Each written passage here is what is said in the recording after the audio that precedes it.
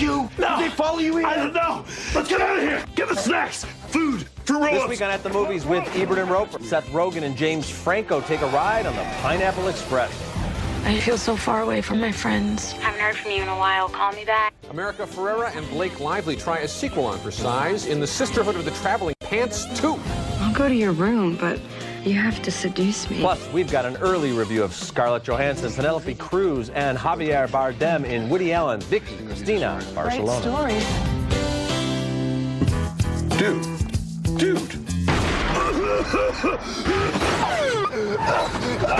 Who's that? Oh my God. Stoners witness a murder and alleged hilarity allegedly ensues. I am verifiably Michael Phillips of the Chicago Tribune.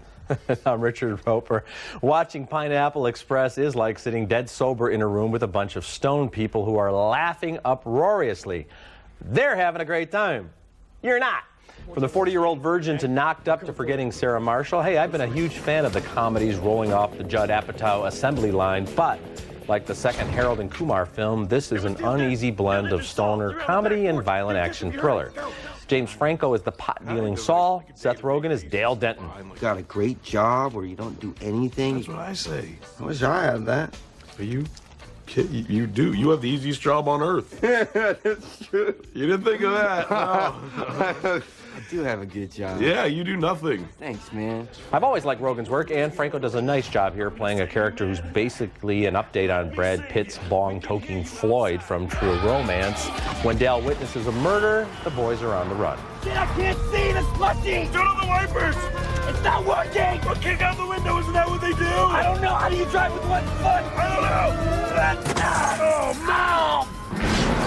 There's also a bizarre and kind of creepy romance between Dale and a high school girl. I've had a near-death experience, and when that happens, you can prioritize your life, and you are it, okay? I love you. Yeah? I don't know, I want to marry you.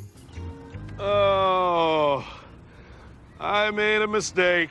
Amber Heard is funny in her scenes as Dale's girlfriend, but even in a cheerfully offensive movie like this, it's a bit tough to root for a 25-year-old pothead process server who sells dope to adolescents and makes out with his high school girlfriend by her locker. Ick. Director David Gordon Green, best known for subtle indie films such as Snow Angels, seems way over his head in the action sequences, and the script, co-written by Rogen, relies too much on knee-to-the-groin, bullet-to-the-gut violence that's neither exciting nor very funny. This movie's very disappointing. Skip it. Yeah, you know, and I'm surprised how close I came to actually recommending it if you talked to me at the hour point, you know what I mean? I thought for an hour, all the stoner humor and all the conversational riffs that have nothing to do with the plot are actually worth watching. And James Franco is very funny as the dealer. Yeah, he's good. And then you get the halfway point, roughly, or a little past that, where the violence, as you say, just takes over. And I got to say, it reminded me of none of the violence in that second in Harold and Kumar. This is much more like, you know, full-on kind of Tarantino-level sadism, played mostly for laughs, but not enough. And then you just, like, at the end, where are you? Where are you? It is a more realistic level of movie violence, and that makes it even less funny.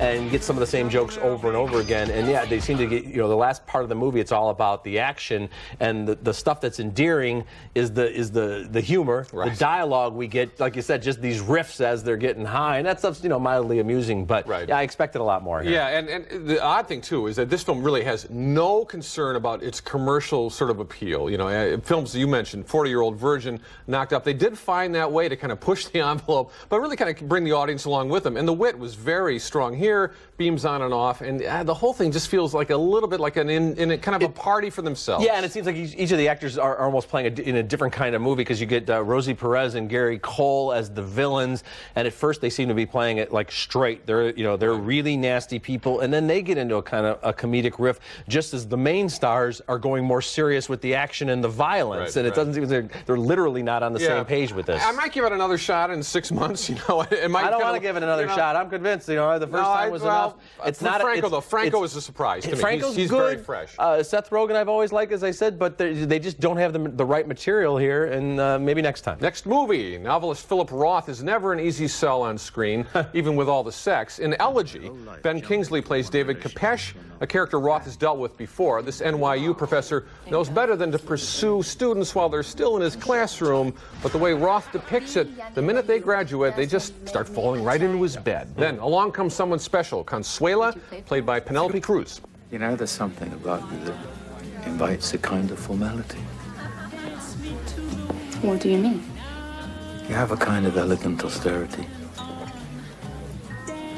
Austerity. Something like that.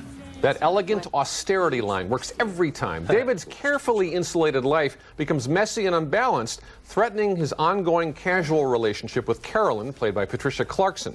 Here, David gets some advice from his friend and fellow horn dog academic, played by Dennis Hopper. You gotta stop worrying about growing old. Worry about growing up. Oh, thank your lucky stars for such a one-shot encounter. On the one hand, this movie's more sentimental than Roth's 2001 novel, The Dying Animal, the one the screenplay is based on. On the other hand, Spanish director Isabel Coixet seems flummoxed by Roth's protagonist. On the one hand, Kingsley's never a dull actor. On the other hand, sometimes his line readings are just nutso and too distracted for words. As for Cruz, she does all she can in varying degrees of undress, and when that story takes a darker turn, she's up to that part too. Yet the role's pure abstract fantasy. I am very mixed on this one, Richard. I'm going to say rent it. You did a very, very good job of being very ambivalent about this movie. I'm saying rent it. See it. I think it's a beautiful film. I would agree with you that the Penelope Cruz character is certainly this idealized, perfect woman pretty much throughout the film. Ben Kingsley's amazing here. We know people like that. A very good performance from him. I agree with you about Hopper as well and a strong supporting work. And Patricia Clarkson in the supporting role as the woman who thinks she's kind of his girlfriend and finds out more. Such strong work here. Yeah, I'm not sure this director and this material really makes sense together because she's trying to kind of humanize everything, and I almost wonder if you got somebody who would just sort of go all the way with Philip Roth's rage and sexual craziness and all the way into it. It's a little soft. You're right about that. Yeah, I think she does a beautiful job here of taking the material and turning it into a movie that stands on its own. Wonderful writing, good performances, beautiful photography, and a lot of food for thought. Kingsley, for me, is the reason I'm not quite all the way with it. I just think his quirks are starting to take over the kind of interpretations. Sir Ben is the man. All right, later in the show, Penelope Cruz is in love with another artist in Vicky Cristina Barcelona. And next, America Ferrera and company re-up their membership in the Sisterhood of the Traveling Pants 2. Want to see what life is like on the A-list? At the movies and Hotels.com are giving away 2 tickets to a movie premiere and a 4-star stay in Hollywood. Visit atthemoviestv.com to enter. Brought to you by Hotels.com. Hotel reviews from people like you. I'm gonna go. Yeah, let's jump. Wait, I'll dip my toes in the water. Oh my God, be careful. 1, 2, 3. Now, as sequel titles go, The Sisterhood of the Traveling Pants 2 ain't exactly in the same league as The Dark Knight. But as sequels go, STP2, as I'm calling it, is a strong follow-up to the popular girl-friendly film about 4 best friends who stick together even when they're miles apart. But now that these girls are at different colleges, that whole pants ritual does seem a little high schoolish to them. Cheesy 80s music, check. I forgot, what do we do first? Carmen goes next. She does the, blah, blah, blah, blah, rules 1, 2, and 3 of the pants, blah, blah, blah, prayer, and the whole dance. The wonderful cast includes Alexis Bledel as Lena, America Ferrera as Carmen, Gossip Girl star Blake Lively as Bridget, and Amber Tamblyn as Tibby. Hey, Tibby, the return box is so jammed nothing will fit through the slot. Do you mind? Yes, I absolutely mind. It's inconsiderate of the customers and interferes with the timely collection of late fees. I'm gonna call you back. Blythe Danner does fine work. She plays Bridget's estranged grandmother. She hasn't seen the girl in more than a decade. You're not running away from home, are you? No, actually, I'm coming home from Turkey. It's an interesting sense of direction. The Sisterhood of the Traveling Pants 2 yanks on your heartstrings so many times you'll wind up with a pulled chest muscle. But overall, director Sana Hamri does a fine job of giving equal time to all 4 of the main characters from Anne Brashare's best-selling books. You believe these four are friends now, and they'll probably be friends when they're little old ladies. I say see it. Yeah, I do like this, so it's pretty good. It's not up to the first one, which I was amazed how fresh that made all kinds of familiar elements. This one's good. It's a little more plot-driven. You know, the girls are much more kind of at each other, the young women now are much more at each other's throats and, you know, coming to kind of blows. But you're absolutely right. These are four very well-cast roles, and you don't get that every time. You know, you do not get TV actors of this quality. No, they're all very good. And I guess from what I understand, having not read these books, there are 4 books, and the first movie was pretty much the first book, and the second movie is all 3 of the other books. I'd like to see if someone plays. But if somebody has, you know, the interest and the wherewithal to do so, an original screenplay where maybe you picked up these characters 10 years down the road, I think it'd be interesting to see where they went if they can get all 4 actresses together. Right now they have a wonderful chemistry, and it is a tough job to piece 4 stories because each time you're thinking, well, what about, you know, somebody who's over in Turkey? This feels a little more like a 2-hour television special tied to a series. I think it's better than that. I don't mean to denigrate the whole idea of that, but it's tough competition with the first film, and this one is satisfying, though. Coming up next, Penelope Cruz, Scarlett Johansson, and Javier Bardem. Apparently, they couldn't get any good-looking people to star in Woody Allen's Vicky Cristina Barcelona. And later in the show, I'll give you my picks for 3 to see, the best 3 movies in theaters right now. Things didn't work out for her, and she has to stay here. I don't like her for you. I don't trust her. Maybe she needs psychiatric help. We are meant for each other and not meant for each other. Penelope Cruz deserves a Best Supporting Actress nomination for her fiery, crazy, sexy work in Vicky Cristina Barcelona. It opens next week. This is, yes, an early review. This is the latest male fantasy confection from Woody Allen and is a comfortable, consistently entertaining summer diversion. Allen's favorite 21st century muse is Scarlett Johansson, and I think she's getting more comfortable with each role. She plays the restless and romantically adventurous Cristina. The lovely and gifted Rebecca Hall plays her best friend Vicky. She's engaged to a nice but boring rich guy. The girls are spending the summer in Barcelona. Right. You're asking us to fly to Oviedo and back? No, we'll spend the weekend. I mean, I'll show you around the city, and we'll eat well, we'll drink good wine, we'll make love. Yeah, who exactly is going to make love? Hopefully the 3 of us. And of course, that's Javier Bardem. He plays Juan Antonio, a painter with huge appetites for just about everything. Wine, women, you name it. Penelope Cruz plays his tempestuous ex, Maria Elena. You went through my luggage? Of course I went through your luggage. First night I was in the house, I didn't trust you. I didn't believe you were who you said you were. I wanted to know who was really sharing the bed of my ex-husband. Juan Antonio, Cristina, and Maria Elena settle into a lusty and loving 3-way relationship, talk about a male fantasy, while Vicky questions her commitment to the comfortable but boring Doug.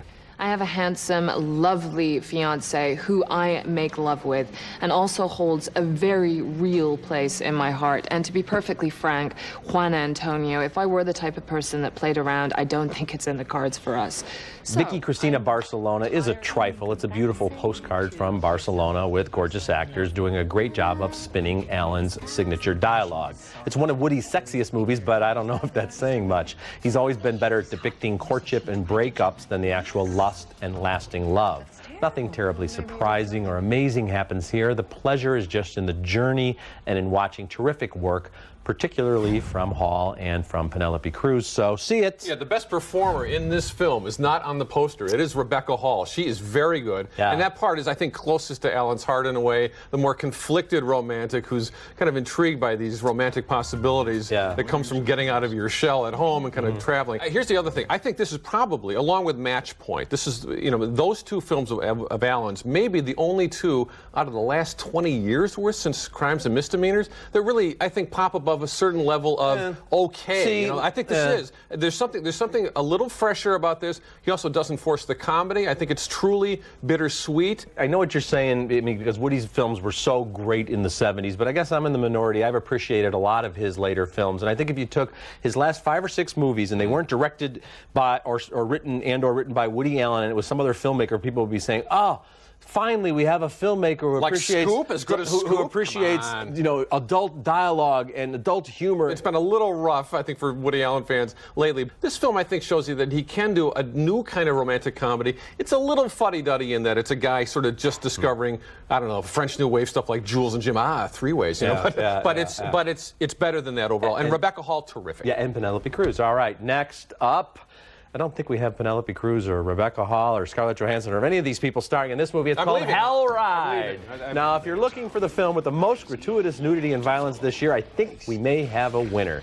This Quentin Tarantino-produced biker movie is a wall-to-bloody-wall tribute to the B-movie flicks of the 60s. In fact, it's written and directed by Larry Bishop. Yes, he's the son of Rat Packer Joey Bishop, and he starred in some long-ago American international pictures like Wild in the Streets and, yes, The Savage Seven. He plays Pistolero, king of the baddest gang around. Eric Balfour plays a young hotshot named Comanche who comes to the legendary Eddie Zero for information. I don't think this is Dennis Hopper's first biker movie. You give me your colors, you little... What are you gonna do with these 8 other little p***s when I don't? Well, I'm gonna wine them and dine them. I'm gonna show them Paris. In a film filled with stylized, over-the-top performances, my favorite comes from Michael Madsen as the Gent. He's a psycho in a ruffled shirt.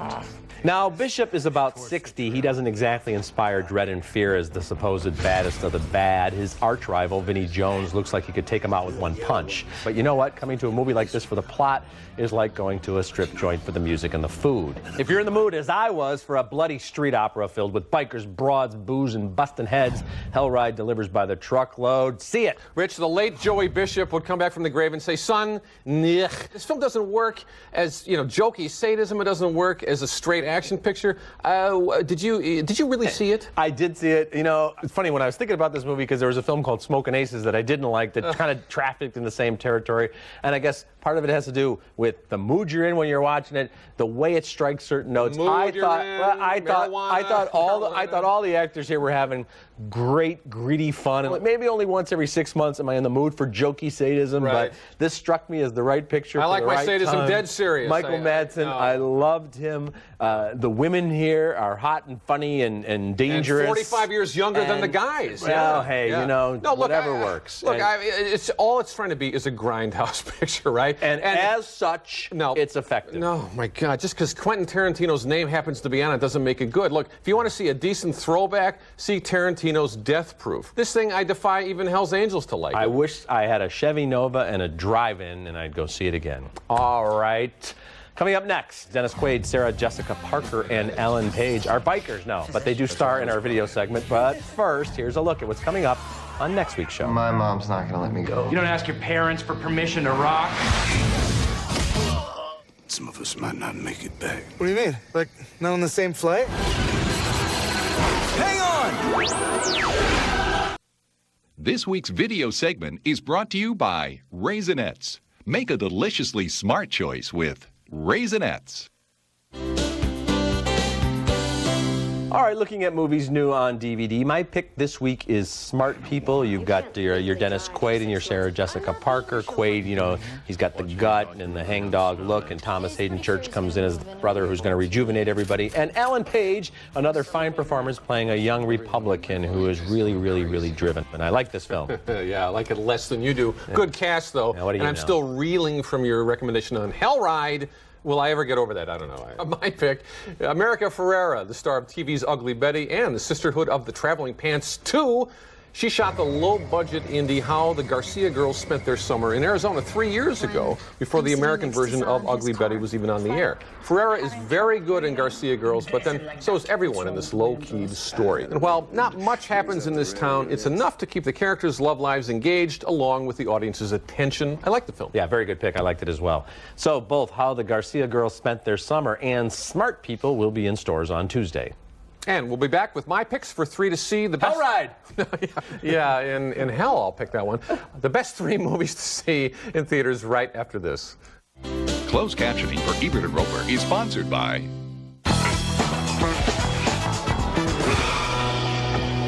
Next time, use the movie ticket stock card. It's fast, easy, and painless.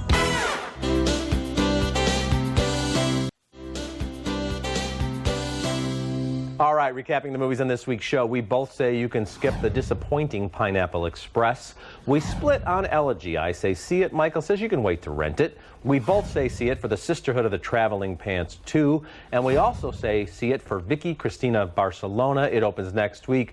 And there was just a little bit of a split on Hell Ride. I say see it. Michael says I need psychological counseling. That's the least of it. Okay, my 3 to see are 2 small films and 1 big budget masterpiece. Number 3, 66, wonderfully acted coming-of-age story from England, co-starring Helena Bonham Carter as the mother of the bar mitzvah boy. Number 2, Frozen River, featuring a rare leading role for the excellent actress Melissa Leo as a woman who gets mixed up in smuggling illegal immigrants across the U.S.-Canadian border. Very good film. And number 1, it's still in theaters, and it's still a sure thing for my top 10 list this year, WALL-E, which proves you don't have to follow the same old formulas to come up with animation that's going to last many decades, I feel. All right, that's it for this week. Until next week, the balcony is closed.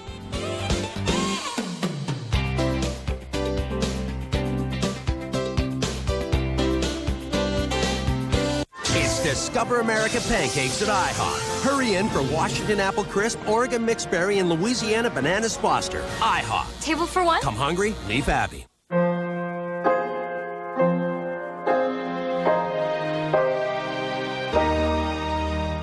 Lennox. Innovation never felt so good. She's smart. He's smarter. She's the smartest. But him? Make a left. Not so much. Smart People. Own it on DVD and Blu-ray High Def August 12th.